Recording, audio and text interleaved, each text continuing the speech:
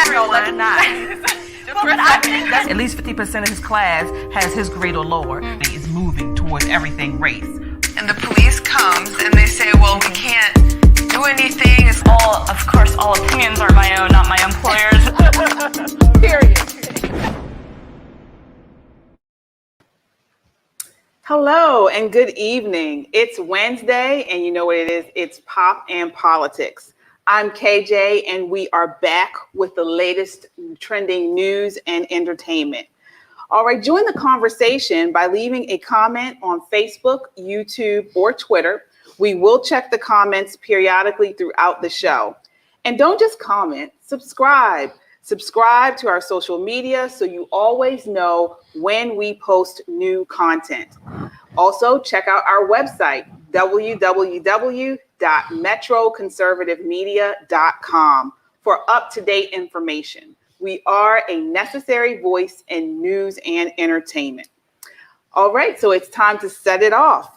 Today, we have former Baltimore City Councilman Carl Stokes with us in the studio. Good evening, ladies. Glad to be here. Awesome. We are happy to have you. Yes. Thank you for joining us. Great to be here. All right, so I want to jump right into the recent Baltimore City School report that found grade changing and enrollment irregularities. Fox News' Project Baltimore has been investigating this for months and bringing it front and center. Sure. So before we get into what the report brought about, I want to ask you, why aren't more city residents, and for that matter, the council people, praising Fox News for all that they have uncovered? What's the beef with Fox News? They're Fox News. That's it. So obviously there is such a political divide in America, let alone Baltimore. Even though the state of Maryland has elected a Republican governor for the last two elections. So we have jumped in a very blue state. He has been very popular, but the populace has been told to brand liberal, progressive, conservative, and they've been told that Fox News is the enemy of the people, so to speak, right? And of course, the recent or the past President Trump was very much identified as being Trump news, and President Trump called almost all the other news outlets fake news, and so that has just taken a hold and has further divided the country, and so it's very unusual. I mean, I look at all of the news and read as much as I can on social media, because you ought to know what everyone is saying. It's a conversation in a democracy. It's a conversation, and certainly Fox 45 has done some very good investigative reporting. They were probably a year and a half to 2 years in front of everyone else on this particular story, while the Baltimore City school system said that they took 2 years to investigate something that was obvious, and are taking credit for finding it 2 years after Fox News first reported it. Okay. Fox 45. Right. Yeah. Okay. But did you want to have a question, Shelly? Oh, yes, I do. So, Mr. Stokes, again, thank you for being here. Sure, Shelly. As a former Board of School commissioner, tell us a little bit about the culture, if you will, of the Board of School Commissioners, because there seems to be this disconnect, certainly this apathy, or I would even say they ignore the people and the needs, certainly of the students. Can you just give us a little bit of a... Yeah, well, I think the culture has changed. Not to say that it was perfect when I served maybe 22 years or so ago, but it is different. I've gone to school board meetings and I've asked to testify, and they give you 3 minutes to testify, which is not enough time to explain. And then in most cases, they don't ask any questions. And it very much seems that they've already been told how to think, what not to ask. They don't ask questions. They don't try to broaden the conversation. There is no conversation, actually. If you're a member of the public, if you're a student or parent or an advocate, they pretty much say, we're by our policies, we have to give you 3 minutes, and it's only the 10 people who can get 3 minutes. It could be 100 people there who want to say something. And then they give them 3 minutes and they say, thank you very much. They cut you off. They have a timer, a very visible timer that's counting down the seconds for you. And then you're finished. And whether or not the point is understood, whether or not there is something more to say, or whether or not there should be a discussion of what was just said. It's so the board and the CEO seem to have the attitude that regardless of what parents, students, teachers, advocates want to discuss, they're not worthy of being a part of the discussion that takes place, frankly, in the meeting before the meeting. There's always a meeting before the meeting. And oftentimes, unfortunately, in that meeting before the meeting, people are told what to say or not to say. And then you never hear what that discussion is. And Yana, So would you say, well, you joined the Baltimore City Board of School Commissioners in 1995. So do you feel like things have gotten better or worse since then? Things in general? In education in Baltimore City. No, they haven't gotten better, that's for sure. And that's evident by the very low proficiency ratings of our students. I frankly haven't checked in a couple of years, but I don't think they've gotten much better when only 15% of 8th grade males were proficient.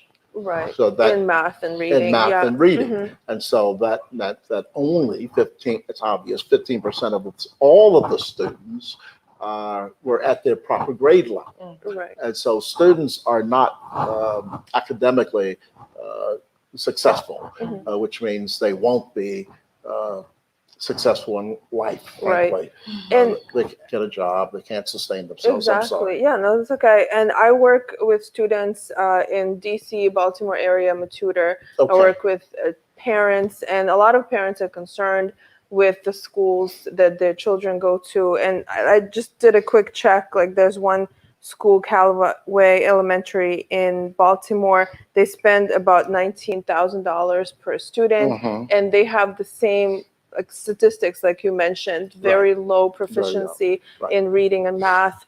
What is your opinion on solutions? Like, should we have more charter schools? What would be the solution? Charter schools is one way, but it doesn't have to be a charter school. I ran 2 charter schools, and actually, they are good charters and they are not so good charters. Yeah, of course. They are excellent non-charter schools, and they're lousy not charter schools. It's like all of education. There are really good private schools, parochial schools, and there are some parochial schools that are not so good.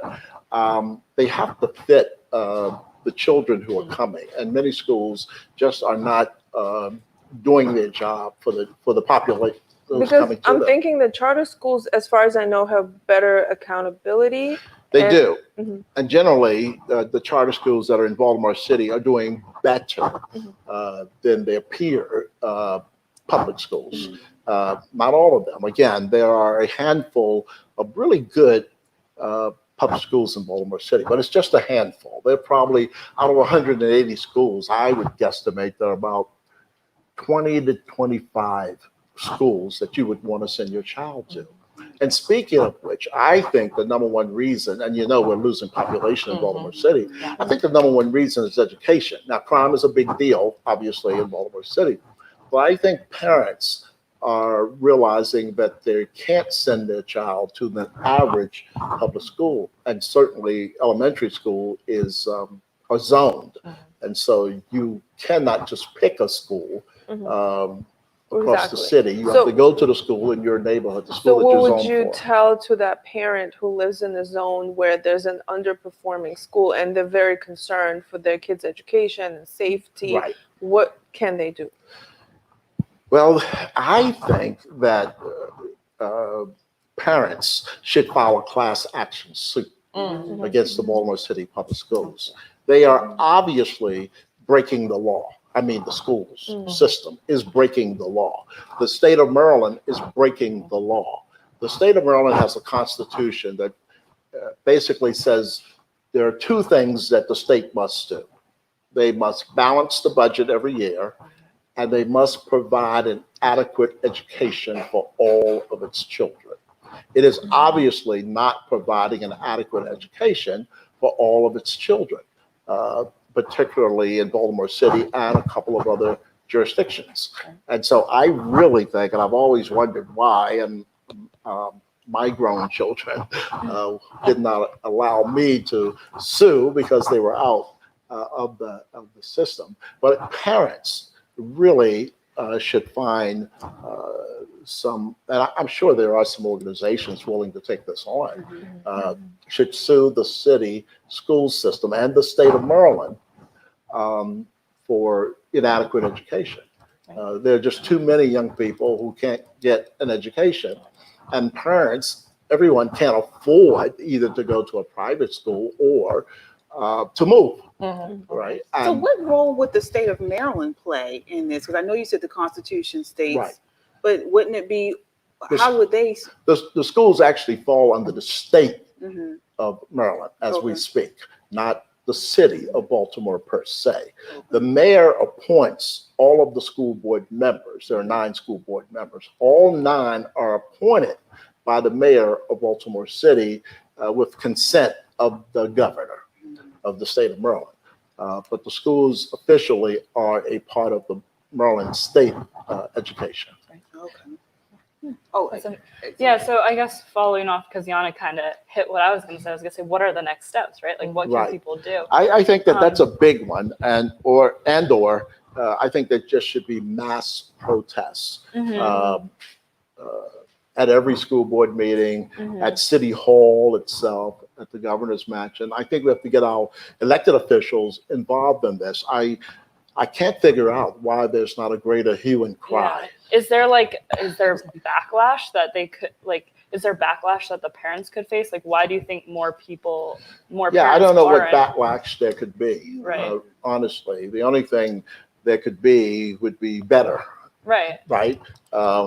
Because it's going to be very tough to get worse. And but I just think, and not to be over dramatic, but this is about lives of children. This is not just about education. Education is life. In this country of ours, folks get to the next level through education. Exactly. Go ahead. Well, I just thought of a question that, what if parents want to homeschool? So what if they feel like, okay, this is not working out for me? They can do that. And is there a way for them to receive funds to support their kids' education that way? But I don't know honestly how that works. I do know that currently there's a fund, a limited fund. There is a fund in the state of Maryland where a parent who makes a case that their son or daughter is not getting an adequate education at the school they go to, that they can apply for a scholarship. It's not a lot. It's about $5,400 to send their child to a non-public school. And I think they can also apply for the same amount of money to homeschool. Again, it's not adequate for the tuition of most non-public Mr. schools. Stokes, I have this ludicrous thought, this theory that because of the poor state of our education in Baltimore City in particular, with the decrease in population, with the lack of choice for parents to be able to take their children out of public school, my theory is loosely, or a crazy theory, is that part of the school system, or at least they are contributing to the crime, because the students are not getting an adequate education. Right. They're not prepared for life, so they go to the next best alternative. Sure. What would you say to that? Crime is directly tied to education or lack thereof. That is an obvious link. Go to strongly educated communities, there's very little crime, at least very little violent street crime. You may still have people who are doing what we call white collar crime, but crime is directly, and it just bothers me with people, and I'm going to move to another subject, squeegee kids. So people are just angry and mad about squeegee kids, pulling guns on squeegee kids. What do they think? These kids are trying to raise $1 to buy a new Jaguar? No, they're not. They're trying to raise money to buy food, to buy socks, to buy shirts, just to get by. I mean, that's the life, because they don't have an adequate education, and they cannot sustain themselves or their family. And so, unfortunately, we have a situation where many of our kids are overlooked. I think they're overlooked because they're poor. In many cases, there are kids of color, and people don't respect them and don't respond to them except in very negative ways. Who is it though? Who's doing this? When you say like these, the public in general. Okay. No one's out on the street right now saying, fix these schools, Right. help our children. I wouldn't it be isn't the onus on the residents? So why aren't more parents doing this? Why aren't we in the streets? I have no idea. How about especially the educated parents, because this is like 2 or 3 generations now of undereducated citizens of our city, and often the parents of the kids who are in school right now are intimidated by the schools.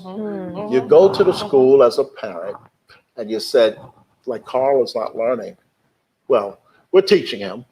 That's what I'm hearing. Yeah, I've been doing a little bit of research and reviews of parents of these schools, and that's what I'm getting from parents is that they're not getting the help and the support from the schools. Right. And so, is it the teachers that are not doing the job? I think the teachers are under a lot of weight.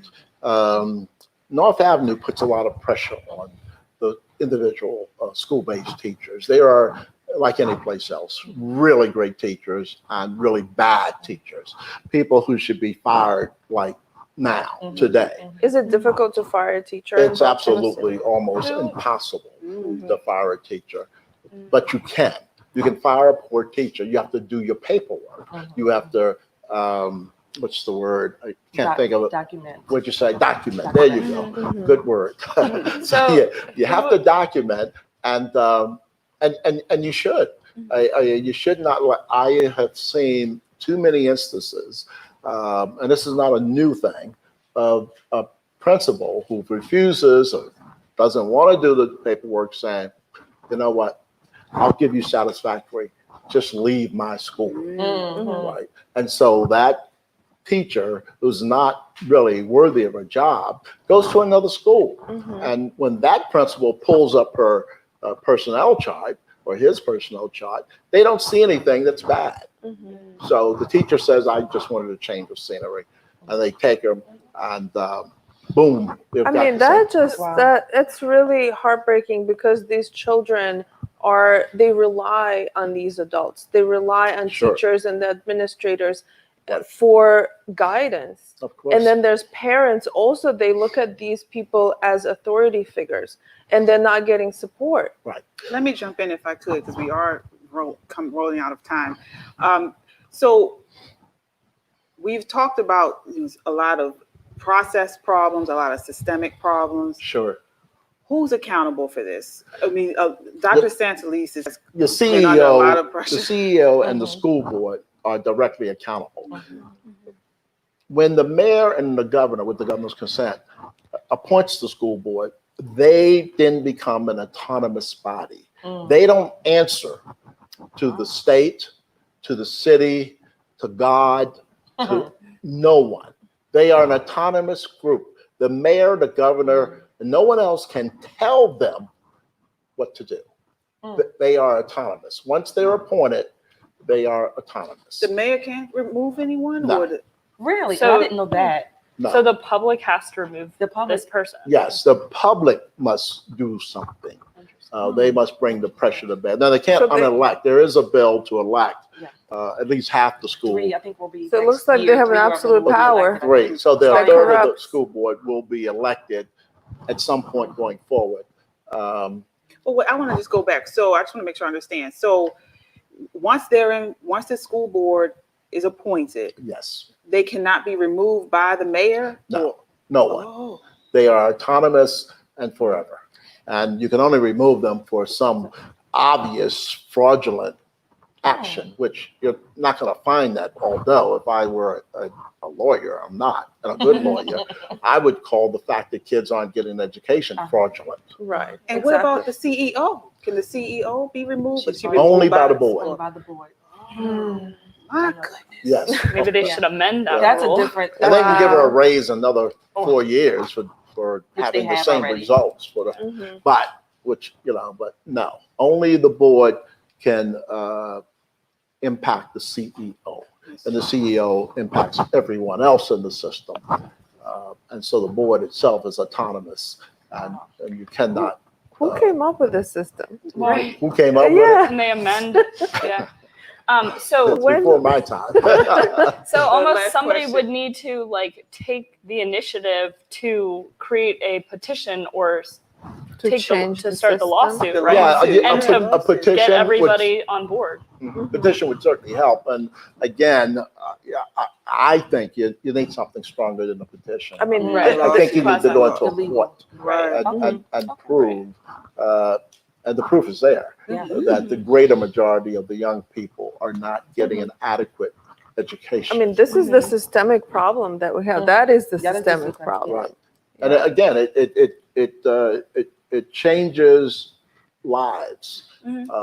Most of us, well, I'll speak for Carl, through a good education, was able to then, figure out how to sustain myself, or even to think about the possibilities, right? There are a lot of young people who come out of school with a fake graduation paper, right? Fake Yeah. diploma.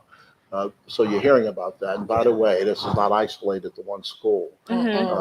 This goes on because central headquarters says to principals and teachers, you can't hold kids back. Regardless of whether you have a 10th grader reading on a 4th grade level, you must pass them to the 11th grade. And it just gets worse because the kid can't read and the kids get frustrated. And believe it, just to say, we ran schools where a third of our population was special ed when they came to us. And within a year and a half, they were at grade level, grade proficiency. And because you've got to concentrate on your worst problem. That's in any business. And Right. you look at education as a business. Any business, you concentrate on where the problem is and you fix that. If you don't fix that problem, the whole system breaks down, no matter what business you're in. And so you have to concentrate and put your efforts where it is. And right now, we should be putting our efforts, in my humble opinion, on our K-4, because kids who can't read or do math by 4th grade will likely fail for the rest of their school time, likely fail for the rest of their school time. And you can do that. There's maybe 25,000 kids in K-4. Concentrate on getting those young people at grade proficiency. Concentrate on getting that 25,000 kids to read and to compute. And then they will be fine. And middle school will be better. We used to have this poor joke when I served on the school board, and we'd say, what's wrong with your high schools? And we'd say, our middle schools. What's wrong with your middle schools? The elementary schools. And so they kept passing You up don't build a house without kids the foundation. who could not compute at the middle school level, let alone trig and geometry and algebra at high school level. Right. And it's not that these young people are as smart as any other young people. They're born with the same IQ. They're born with the same skills. Everyone's not equal. We got that, but they are fairly equal. You leave, and these are old stories from an old guy, but when my grandson was a young boy, I just sit him at the computer. I didn't know what to do 20 years ago, right? I come back, he said, Grandpa, I said, Right. how did you do that? Right. And they're working it, and they have this phone, which is a computer. Right. Yeah. So they know the certainly phone. are Yes. intelligent. Yes. Unfortunately, they know how to hustle, and we all know what that means. We're from well, at least I'm from the street. So, Right. so they obviously have intelligence, obviously, because they're using that little computer every day, Right. and so they're It's- bright enough. It Right, just seems exactly. like there's It's a so matter much of corruption. resources. I mean, the last thing we heard that there were students that were no longer alive, like there were dead students that were still enrolled, Yeah, and so they were Yeah. receiving the money for those kids. yeah. So there are you can find a bunch of stuff like that, and for the most part, I wouldn't say it's widespread. I don't want to paint a broad brush against everybody, but I can tell you it's larger than has been reported thus far. So it may not be 180 schools, but it's much more than one school. Much more than one Again, school. Yeah. Again, I mean, we definitely will continue to monitor the situation, and like you mentioned, you brought up a good point about the lawsuit. So we're Yes. hoping that some Baltimore residents will do that. We are out of time, but is there anything that you'd like to share with the audience before we wrap up? Well, I would like to thank you for inviting. Almost no one has said that I'm conservative. So to be here with you is, and again, a mix and a blend of conversation is good for the whole of democracy. Absolutely. And This was very enlightening. yeah, Like, and so we I really learned a lot. appreciate the work you're doing, and I have watched you, and I appreciate the conversations you're having, the points you're bringing. Regardless of what they say, that's not fake news. This is the real news, right? Thank you. There's a lot of- And there's a difference of opinion, and it's wonderful. It actually is the lifeblood of democracy to have this.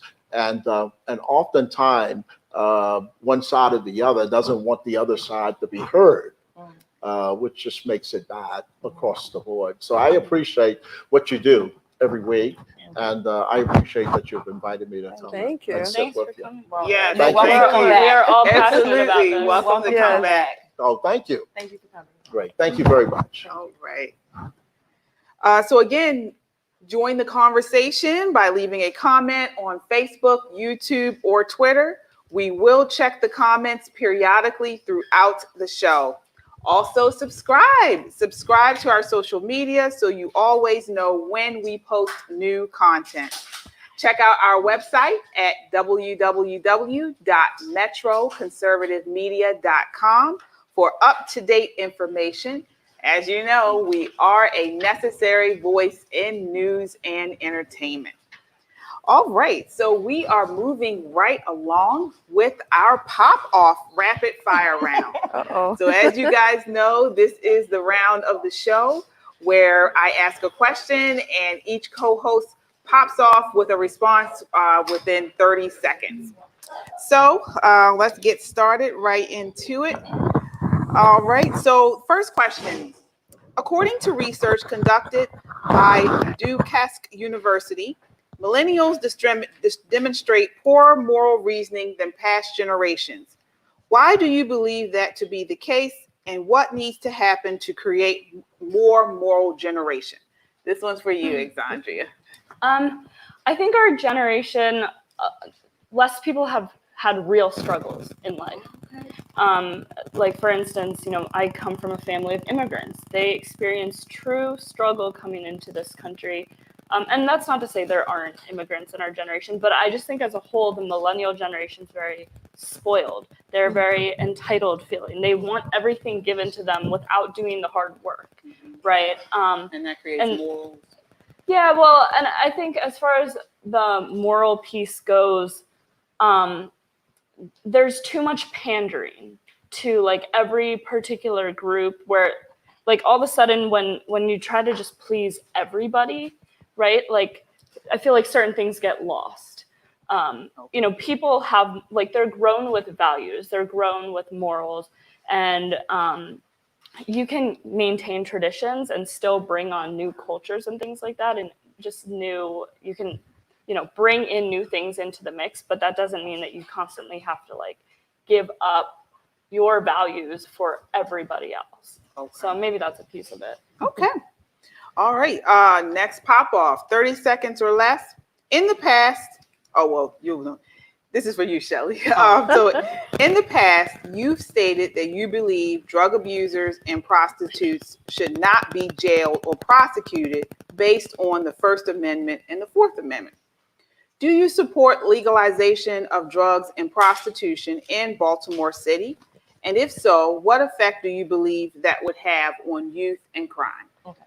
So no, I don't blanket support the legalization of drugs or for prostitutes or for drug addicts for that matter. One of the reasons I don't is because taxpayer dollars are used. So even though I individually or personally don't believe just because you use drugs or you're a prostitute that you should be arrested and jailed. I don't believe that.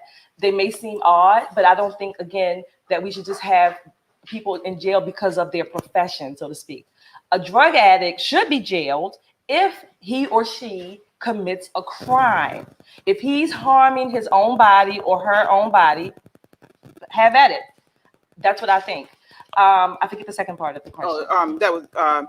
Well, you said, do you support legalization of drugs and prostitution? So when you say you don't support legalization? No, I don't, because I think mostly because taxpayer dollars are involved. Okay. So no, I don't want my money to support that. But you as an adult, again, I always say adult, you as an adult making a choice of how you want to use your profession, use your body with another adult, another consenting adult, have at it. Okay. So when you say have at it, then would it be legal or no? Between those two, it's a consensual relationship. Okay, I see. Yeah, that's what I'm saying. Okay. All right. Moving right along. Parents in Texas were outraged regarding sexually explicit books given to their kids at school for inclusive diversity. One of those books is Dream House by Carmen Maria Machado. In response, Ms. Machado wrote a letter to the school district demanding that the books remain available to the students. I want to just read you this quote. She says, "While our books may contain passages that are potentially uncomfortable, challenging, or even offensive, exposure to our books is vital to expanding minds, affirming experiences, creating appreciation for the arts, and building empathy." So, again, the books were a little sexually explicit. So this is for you, Yana. What are your thoughts on this? Should the book stay or should it go? So this is very interesting because she's basically speaking for freedom of speech, right? And she's saying that people should be able to feel uncomfortable. Well, that makes me think of when conservatives go to schools, to college campuses, and we see all these leftists, protesting, saying that we are making them feel uncomfortable. And now they turn around and they use the same narrative. But in this case, this is presented to underage children.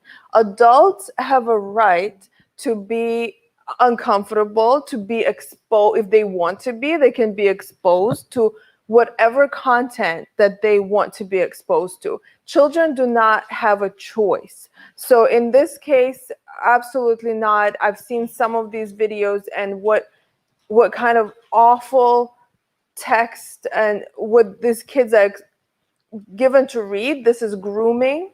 This is pedophilia, and it's unacceptable. So it's funny how they try to twist that logic. Okay. All right. And lastly, T. There has been a push by feminists to make James Bond's character a woman. Daniel Craig, the actor that currently plays James Bond, has received criticism for saying the character should remain being played by a man. Do you think it's time to change the iconic character to female? Why or why not? No. Why? Why would we change if it's 007? It's not James Bond, right? Mm-hmm. I can't imagine. Well, I guess I can because now they have women doing all the things that men are doing. But no, that's kind of if they want to make it a black man, then they can do that. But why do they always laugh at my pop-offs? No. But no, a woman, she can play a good wife to the to James Bond. Did he have a wife? That's actually something he said. Girlfriend. Yeah, Yeah. he didn't have a wife. Yeah, he had girlfriends. So he can have his Bond concubines, keep it the way it was, have his concubines, and and keep him a man. Okay. All right. So again, if you all please join the conversation, leave a comment on Facebook, Always sets me YouTube, up, y'all. or Twitter. We will check the comments periodically throughout the show. Also, if you have a question that you would like to pose to one of the co-hosts during our pop-off round, go ahead and email me, kj@metroconservativemedia.com. I will be sure to ask your question to one of the co-hosts during our future broadcasts. All right, so we are moving right along to our next topic, which is Gabby Petito. So she has been all over the news, in the headlines. She is a travel blog. She was the travel blogger whose body was found and ruled a homicide. There's currently a search for her boyfriend, who she was on the road trip with prior to going missing. So the authorities are looking for him. Basically, while on that road trip, they were pulled over by police for a domestic dispute. It was actually caught on camera. We have a clip, and I'd like for you to take a look at this. What's your guys' names? Gabby. I'm Brian. Gabby, Brian? Okay. What's going on? How come you're crying? I'm sorry, we've just been fighting this morning. We were camping yesterday, and camping got the stuff, flies and stuff. I'm sorry I hit the bump there. I was distracting him from driving, I'm sorry. And he wouldn't let me in the car before. And then Why wouldn't he let you in the car? Because of your OCD? He told me I needed to calm down. Yeah. But I'm perfectly calm. I'm calm all the time. And he really stresses me out. And this is a rough morning. Like I said, you're not in any trouble. So just go ahead and take a seat. She just gets worked up sometimes, and I try and really distance myself from her. So like I locked the car and I walked away from her. You want to tell me about those scratches on your face? She had her cell phone in her hand. That's why I was pushing her away, because she wanted me. I locked the keys so I could walk away. I said, let's just take a breather and let's not go anywhere. Let's just calm down for a minute. She was getting worked up, and then she had her phone and was trying to get the keys to me. So I got in the way. I was just trying to. I know I shouldn't push, but I was just trying to push her away to go. Let's just take a minute, step back, and breathe. And she got me with her phone. You want to tell me about hitting that curb? Hitting the curb was her grabbing the wheel. She grabbed the wheel? Yeah. She said, I can't believe we're getting pulled over, and then she grabbed the wheel. I'm not going to release you guys together. I want you guys to stay away from each other tonight. Okay? She's agreed to it. Take some time to yourselves. You guys both have the exact same story as to what led up to the incident. So, taking some time tonight, specifically, taking tonight away from each other is going to be the major breaker in all of this. I think that'll help you guys. All right. So we'll go with you, Yana. I know you feel the police failed to follow protocol. So why? Well, this is a terrible situation. The girl right now, Gabby, has been found dead. It's very, very sad. It's very, very sad for her parents, for everybody involved.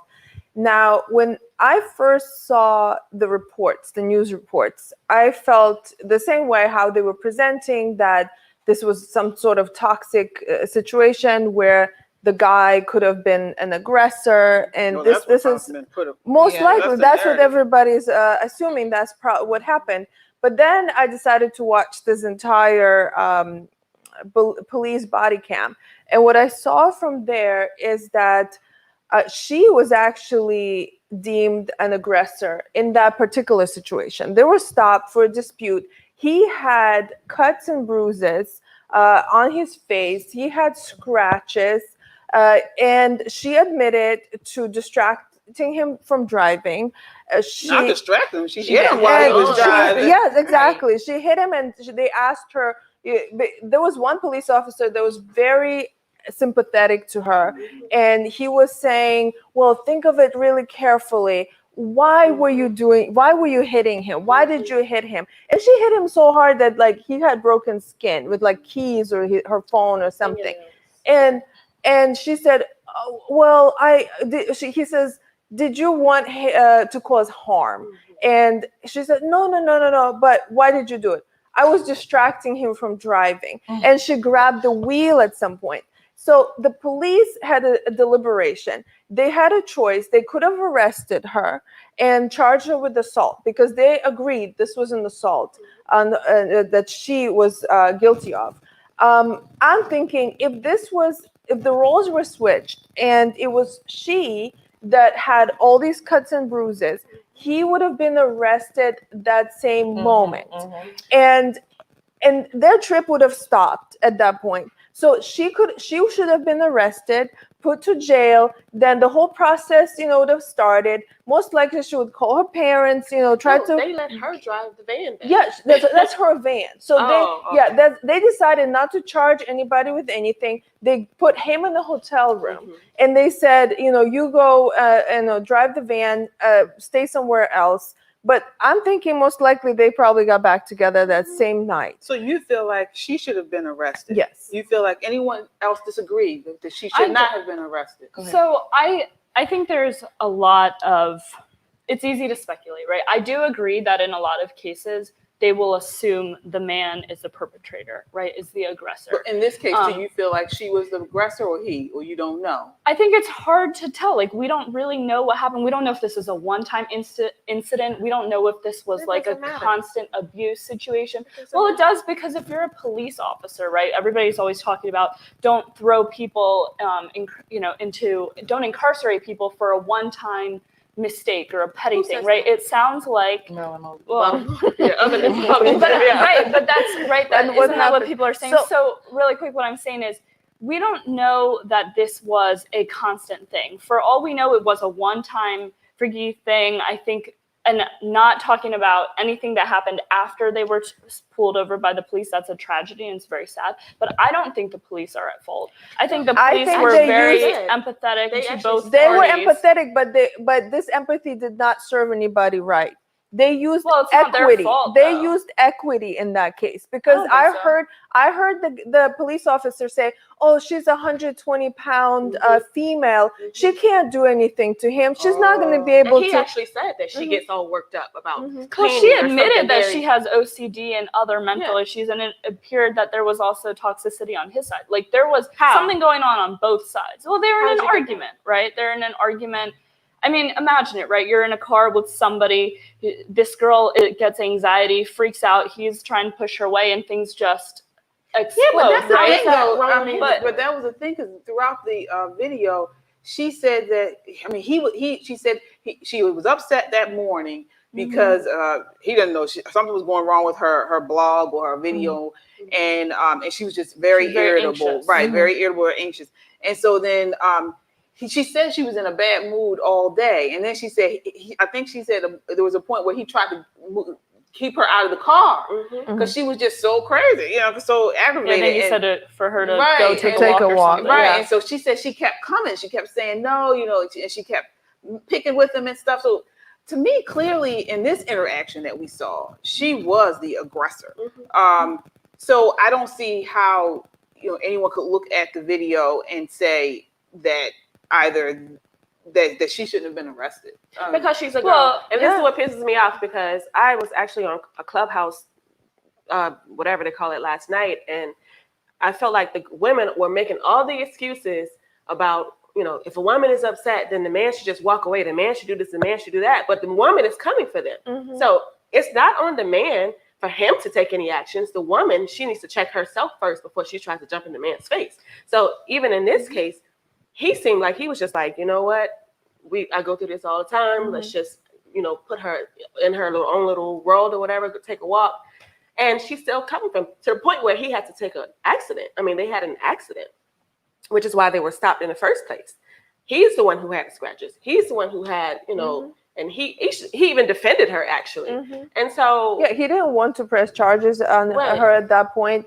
And I agree that there could have been toxicity in the whole relationship. I looked into the relationship. It was a difficult relationship from the beginning, it seems like. But what I'm saying is that she basically needed protection from herself. And she was aggressive towards him. And what I'm saying is that if they would have not used the equity towards her and they would have just followed the protocol, charged her with assault, she could have been alive right now. That's my point.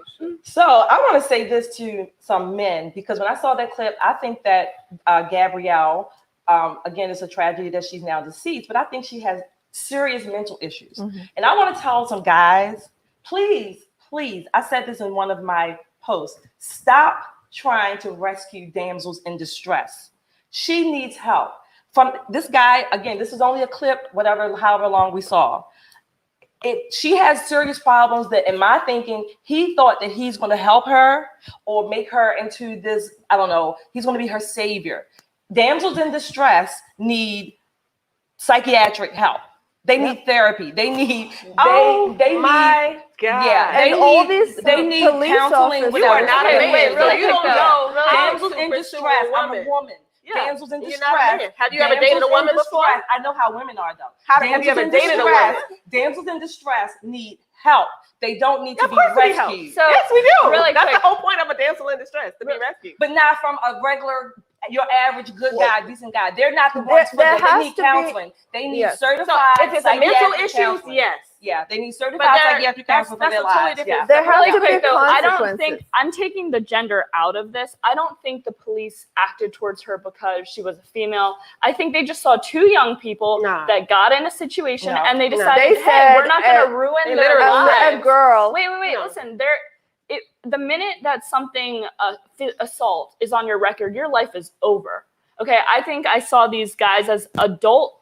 That's why there has to be consequences, consequences, right? To bad and they acts. decided not to press charges. Her parents are going to have the police some kind of way, and they're going to be legal arrested. action. They're going to take some action against the police. But I don't they think should the have. police have There was an nothing to do with accident and there was an assault. So she should have definitely. The police told them, "Oh, don't be together." How are they not going to be together? They're in the van together, and they were or together separated. after. They continued on their trip for like another 2 weeks or so. But she's a damsel in distress. Well, I think they could have brought them back to the office and had their parents pick them up. But they're adults. Now that she's deceased, do they know where he went? They don't know where he came home. So he could be dead too. He could be technically. And he came home. Apparently, apparently he came home without her and didn't say a word. The guy. Right now, it's looking as though in the media, parents were reported. From the media, it's looking as though there's been some kind of a cover up with his family. At least that's how it looks with his family not saying where he is, or maybe they don't know. But I'm going back. She's a damsel in distress, and now he's him. She seems like the kind of she's the girl that never had consequences for bad action. Isn't a mental no, not a damsel in distress. No, I'm saying it's a mental. It is a mental. She can have a legitimate mental. She does, but I'm thinking, and people like her, they are such a drain on. They're not healthy. They don't know how and cannot have healthy relationships. Yes, of course. She had never had also loved each consequences. other, and then he just put up with her what she has. Shelly is saying that the idea of someone being a damsel in distress is a mental mental issue. Yeah, they're so needy. I get that, but I'm not know saying that she deserves to be dead. That's not what I'm saying. That's tragic in and of itself.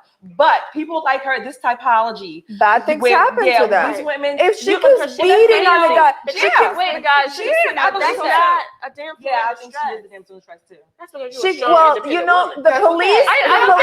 The police is exactly on her side. Crying off my meds either on TV, needing my medication. Yeah, medication. But that doesn't mean that does I not don't need medication. Having a mental illness does not necessarily mean that you're not capable of making decisions on your own. That doesn't mean that. And granted, she may have whatever medical. We don't know that he it doesn't mean decided to be her hero. He might have already loved her and found out she had a problem. Oh, I think she is a damsel in distress. Yeah, she's crazy. I believe that too. Well, lots of damsels in are. distress are crazy. But what I'm saying is that there were no. in the beginning? What I was saying is that this girl never had consequences for her actions. That's what I think. I think that her parents raised her in a way that she can behave this way, and she'll get passes. But we don't know. The police was giving her a pass. All these big guys, because she cried and she was this little girl, and they were giving her a pass. And then she was beating on the guy. She was scratching on the guy. What do you think is going to happen to you eventually? Okay, I think they probably just saw, hey, this is like perhaps a one-time dispute. A one-time dispute for an assault is still an assault, even if it's one time. And when you're driving, not only did they put themselves in danger, they put the other drivers on the road in danger. That is an assault. It was a very interesting point in the video where the guy said she grabbed the wheel. Why he hit the curb is because she grabbed the wheel. They asked her that question. Did you grab the wheel? She said, "Oh, just for a second." And then they ask her again. Listen, they ask her again. Did you grab the wheel? No, I did not. I didn't touch the wheel at all. So like a second ago, she said, yes, I did touch it. Then she didn't touch it. So she said she grabbed his arm, and that's how. No. I had to replay it. I had to replay it because she said I grabbed it. I touched it for a second, and then she said, no, I didn't grab the wheel. So immediately I started to be suspicious of this girl. Obviously, she was manipulating. She was manipulating the police officers because she didn't want to get in trouble. Or maybe but that was her whole stressed. life is like this. I thought they were both just nervous, stressful, and they were just reacting. I don't think any of them were trying to manipulate or misguide anyone from what I saw. I'm not a behavior analyst. She's trying to play on the cops. They were guys. I mean, I think she played on their emotions. She played on their emotions because she was a cute woman, and the cops, these big cops or whatever size. She used that feminine wild. Yes, but I don't think it was an act. A woman. Have you tried it? It's a natural. You've never been. Now she's dead. I'm saying I don't think she was trying to be manipulative. And again, I agree that everybody should treat men or women the same way that they treat men. I agree with that. I don't want to treat the same way as a man. I'm saying from a make up your mind. I don't want to be treated the same way as a man. You don't think somebody accountable perspective. Okay. From a holding somebody accountable perspective, right? I agree. Women can be just as abusive as men, and oftentimes the women get overlooked. But I'm just saying, in this particular case, I think the police more so saw okay, this is probably a one-time dispute. I'm just giving them a free pass. I'm going to let them go. No need to harm their record for the rest of their lives based on one argument that they had. Right? But we don't know their history. This was not an argument. This was a physical assault. And if it was her with bruises, we would have not had this situation. I don't think the police can be blamed for the outcome. Well, who's to blame then? Yeah, I don't think so. We don't. For all we know, the same thing could have happened. Regardless. If we don't know, well, they are to blame. I mean, ultimately, it's the boy and the girl are to blame. I mean, the outcome happened. Of course. I guess this is a situation where just like if you're speeding, you're doing something wrong, you're speeding, and the police pull you over and they just give you a warning. These police officers just gave them warnings and let them go. The question is, would they have done that if the shoe was on the other foot and it was the man who, and she had all those marks on her and he had grabbed the wheel? Would they have done that? So we don't. Maybe, that's something I don't know. We don't know though. We don't know because they're both young people. So maybe they just. But you do agree that there is bias in domestic violence. Or in domestic. Absolutely. So so then if you do believe that, we probably would see that somebody would have went to jail if she had. And if they stopped them, then this relationship maybe. I'm just saying. I'm not disagreeing that this could have been.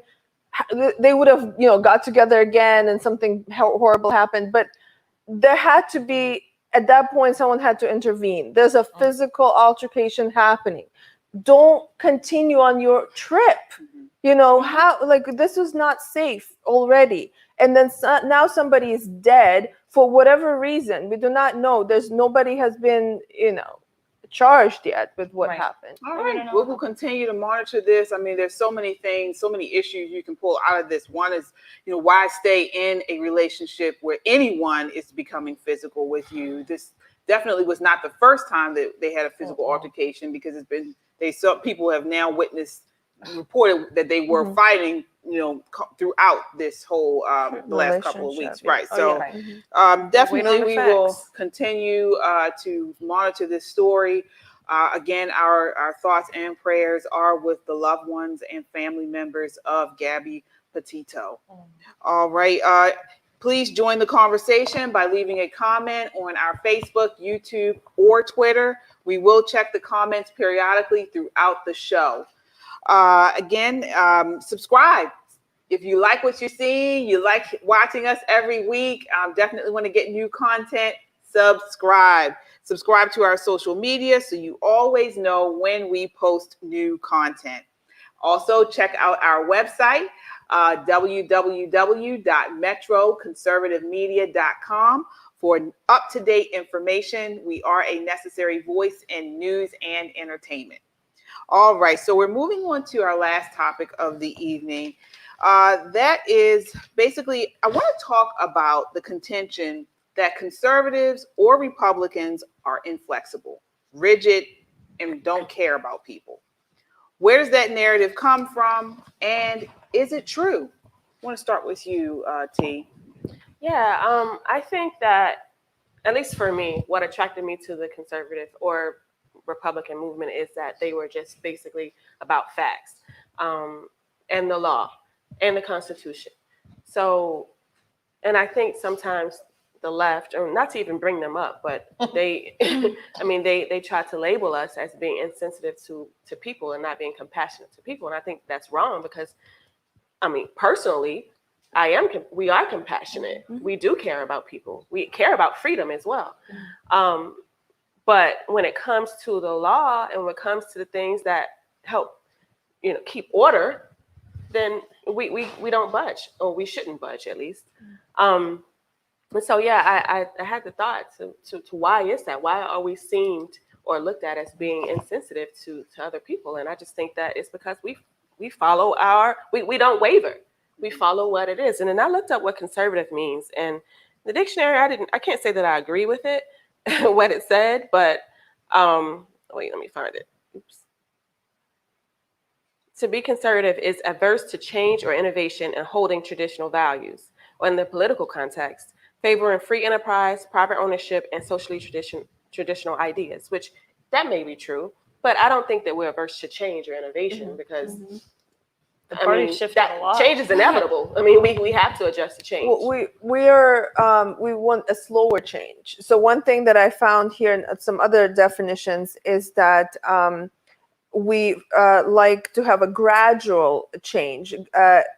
So conservatives favor institutions and practices that have evolved gradually and are manifestations of continuity and stability. So we do not want like huge breaks and revolutions and things like that would maybe destroy a segment of society. Mm-hmm. But why would they say, why is it said that we don't care about people? I think it's said because we don't care about people. Of course, the left says that because we don't just quote unquote give in to whatever their demands are, their emotional, tantrums. We don't just give in, number one. Mm-hmm. I think there is also a balance that we as conservatives, I think we do this much, much better than the left. I think we try to have the balance between structure and, like you said, showing compassion. So, and I picked up this slogan, it's not mine, I borrow slogans.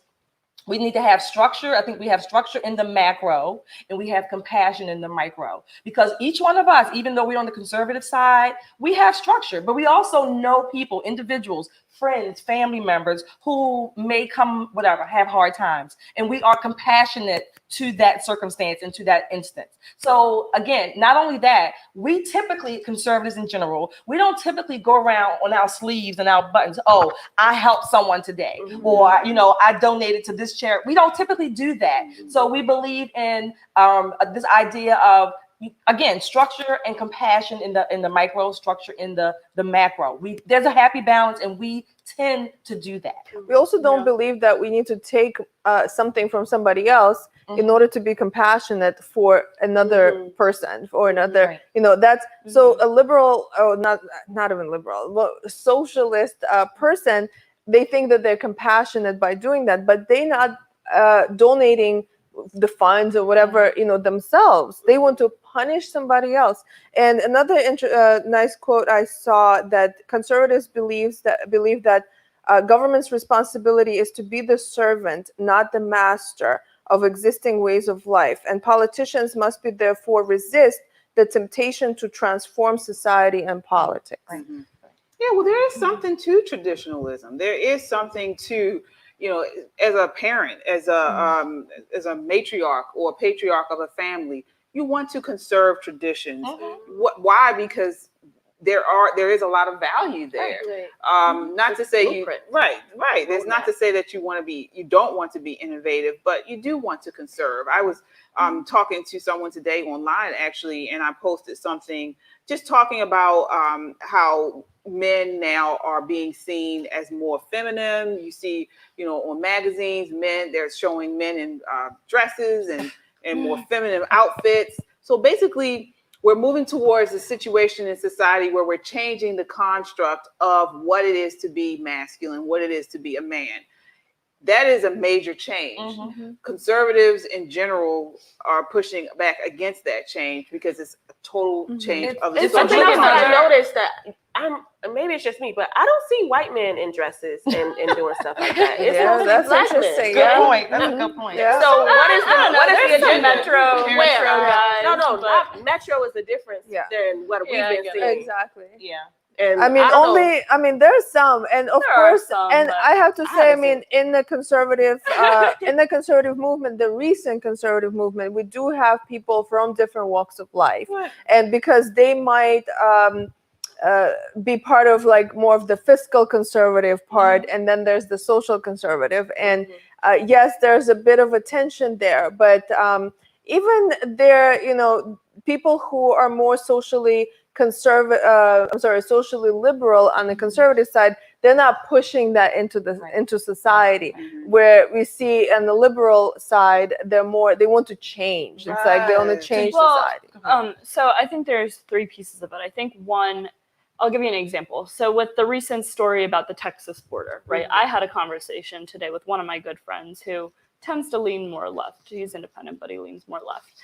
And he was saying, why aren't conservatives speaking out against this whipping of this Haitian man, like all this stuff, right? And I was like, well, first of all, we're waiting for information. Like that's one thing. I think a lot of people on the left, they jump on emotion and they jump on the first. I mean, would it be better if we were shooting them? Like, should we shoot them? The fact is, they weren't. He was using double reins on his horse, right? And the photo, it's easy to take a photo of something and make it look crazy. And the reality is, the border is a disaster right now. America has bit off more than it can chew, cannot even handle the flux of, we have Venezuelans that just came over in Central America, we have Afghanistan, and now we have Haitians, and the people are completely overwhelmed. I mean, you're talking about a completely under-resourced border patrol that just doesn't know what to do. But going back to that, right, to your guys' point, he was holding reins, and my friend is like jumping on this emotion triggering thing. And he's like, oh, conservatives are such hypocrites. You would think that because Biden is the person in charge of this, like they would be jumping on it. And I was like, well, we wait for the whole story to come out before we make a judgment based on emotion. So I think that's a big piece of it. So I want to use your example for conservatives. You mentioned like the idea of marriage. So traditionally, and most conservatives, if not all, I guess, we want marriage to be left between a man and a woman. That's the macro structure, right? That's the traditionalist structure. But personally, we know people who are gay, homosexual, we love them, they're whatever, friends, family, right? And we tell them, at least I have said to them, do you? But they know that I'm a conservative. I don't want to change the definition of what marriage is. Call your relationship whatever you want it, but marriage is between a man and a woman. So that's the difference between standards in the macro and compassion in the micro. We get lambasted by the left because they're just all over the place. They're causing so much confusion. Conservatives also want to protect children. We don't want them to have this confusion, it's particularly in their developmental years when their minds are still growing and they're trying to grasp so many things. They need a foundation on which they can stand and build. Yeah. And one of the things, actually, Xandria, you talk a lot about like community self-reliance. And that's one of the things that conservatives kind of push and they do not want to see this constant cycle of welfare that is being put into communities that don't get better. And so and they think that we're not compassionate because of that. But there's different sides of compassion. Constantly giving somebody money or whatever and not pushing those people or that person to do for themselves, that's not compassion. That is enabling, and that is hurting the person. And how many ministries do conservatives support that are set up all over the world, not even just the country? Even though we have those standards with the community standards, there are millions, if not billions, of conservatives that support ministries and all kinds of aid that make donations out of their pockets to help people in these circumstances. I want to collect things until they're taken advantage of. Right, and I want to go to some comments because we haven't gotten into any comments. So we have Giovanni here, yes, said work builds character. Okay, he said that's a problem with conservative versus liberal messaging. Liberals jump on a story, repeat it with little information, come up with catchphrases, and now a false idea can be ingrained. That's true. That's certainly true. And definitely, like you mentioned, so many times, I even know with some of my liberal family and friends, they will push something to the brink. I mean, like, this is what he did. This is what they did. And then you find out this isn't true. We have Dan on here who says, give a man a fish and he eats for a day. Teach him to fish and he eats for a lifetime. And that is definitely a conservative mantra. But one thing I want to ask you guys is, where is this coming from where people say that we're heartless? So go ahead. I think sometimes it's because we lay out facts before we lay out emotion. And maybe we should take the strategy of doing the reverse, like expressing our empathy. Well, for example, let's talk about immigration, right? I'm extremely empathetic to anybody that wants to come to America. There are few people that don't have unless they're criminals, unless they're the coyotes or drug smugglers, there's few people that don't want to come here for a better life. Can I empathize with them? Sympathize? Absolutely. 100%. At the same time, as somebody that has family that came over here legally and it took them 10, 11 years to become legal citizens and they were escaping the same hardship, do I think it's right that we just bring that the left just wants to welcome anybody illegally with open arms and there's no process, right? There's no process. There's nothing. No, it's a slap in the face to everybody that came legally. And then it takes away from the resources that we have here. So, but the narrative is, oh, you're not empathetic to the immigrants. Right. And not only that, but you touched on the immigration story.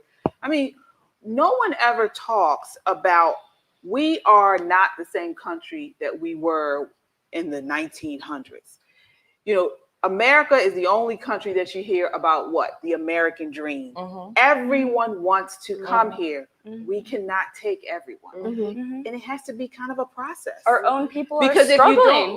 If you don't make a process to come, then everyone will just come and you won't we have no resources and we need left. to be empathetic to our country and what we need here. So okay, great, we accepted many people here, but why actually in the past America was accepting people here? Because they were coming and they were working.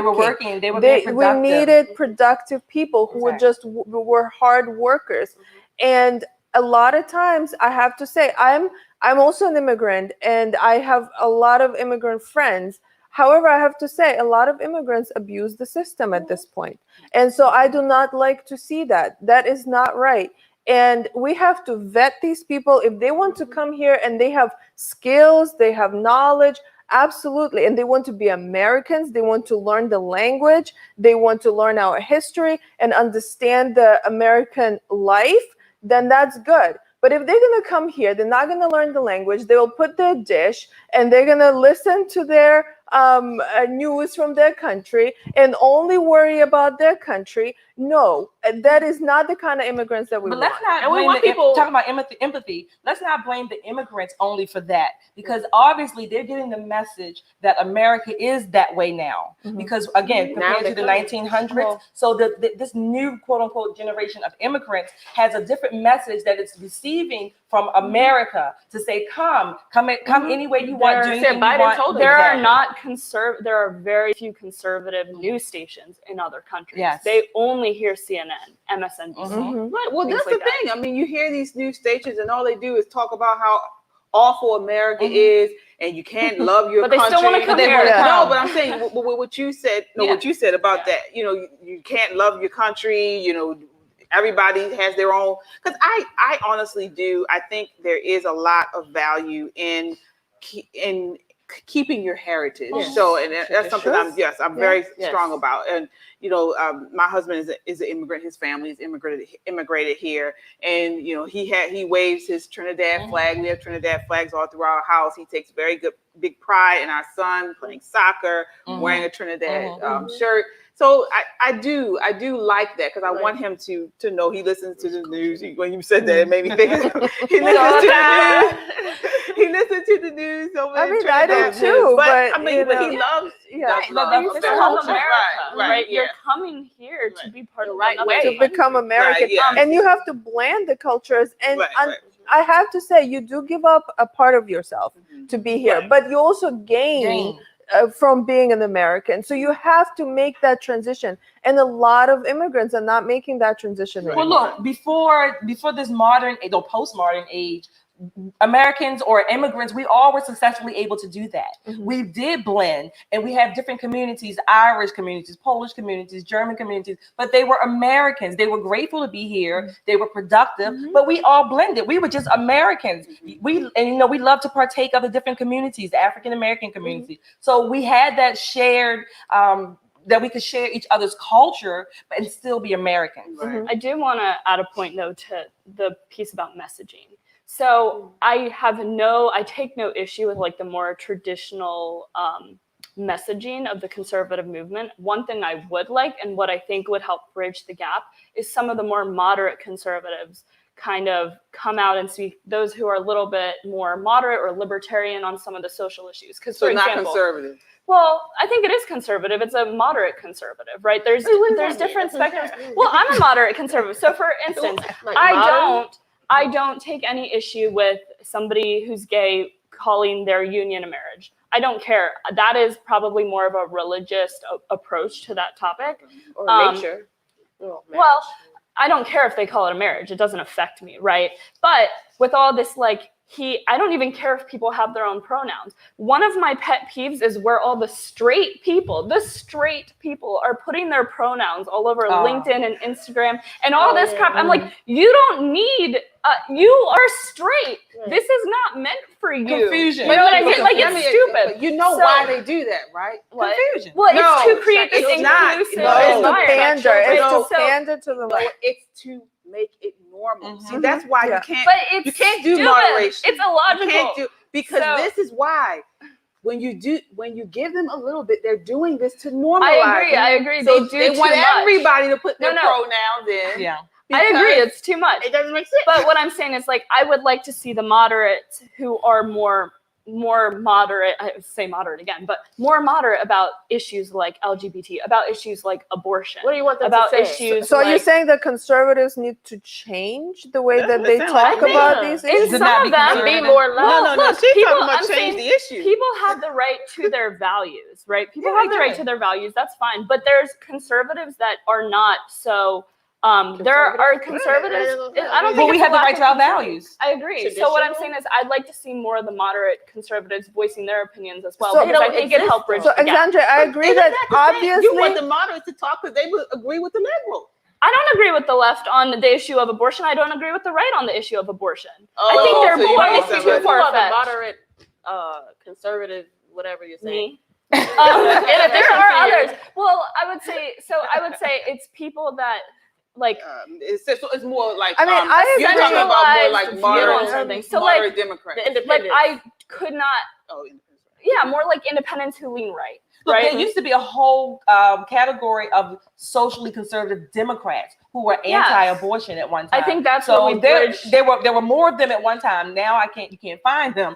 But so there are differences or some different subcategories in different political groups or political sides. They run the spectrum. Today we're just so far and so polarized that it's only one or the other. It's only all or nothing. You either this or that. I don't think it's necessarily that. I think that's the way the media highlights it. Like there are people in the middle. So I would just like to see more of the people in the middle speaking out their views. That I think we do have those people. We have a lot of people now in the conservative movement. I just wrote down some names.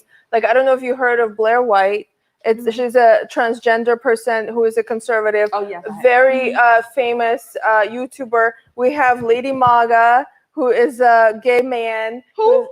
Lady Maga. Yeah. I know Lady Gaga. No, there's Lady Maga, very famous guy. He transgender? He's a cross-dresser. He's a gay. Anyway, hold on, you guys. We have Scott Pressler. We have Brandon Scott Pressler is a Republican. He's crazy. He's gay. He's a gay man. So, but what I'm saying is that we do have people like that, and they are respectful to everyone's opinions. They're not pushing. I mean, from what I've seen, they know. However, of course, we should. And on our side, we normally do not have somebody attacking or like really attacking someone else's beliefs. And I would agree that we shouldn't be, too aggressive when talking to someone. That's the key. However, it's the left that are being aggressive towards us. Right. We have to stand our ground. That's what it is. We do have to wrap it up. That's what we're doing, standing our ground. Right. I would say yes. I believe that everyone should have the right to believe what they want to believe, but you do it respectfully. And again, if you want to believe a certain way, if you want to believe, that's fine. I don't have to agree, but I have to respect you. And we can coexist. But again, I used to be like what you're saying. I used to, say, oh, everybody can just, do what you want to do. And it's just like what you want to do. It's not becoming. It's like nobody just wants to be. They also want to change. Influence. But conservatives believe in the dignity of the individual. This is why we can disagree with whomever and still respect you as a human being. That's what we do. That's how conservatives operate. And majority of conservatives do agree that traditional values are better for the society as a whole. There are going to be some individuals that will disagree with that, and they will choose their own path, and they have a right for that path. But as a whole, having conservative values is better for the society. So we're not insensitive. We just stick to what we believe, and we're reasonable. We're logical. Yes, reasonable. All right. So on that, that does bring us to the end of the show. Thanks for watching. Continue the conversation by checking us out on YouTube, Facebook, and Twitter. That way you get up to the minute content when we post. So you know what that means, right? Subscribe today. If you haven't already, what are you waiting for? We are an independent media, and each time you subscribe, it helps make our voice that much stronger. And we are a necessary voice in news and entertainment. All right. Lastly, check us out on the web, www.metroconservativemedia.com. We look forward to seeing you again next week. Until then, count your blessings and live a life of purpose. Good night.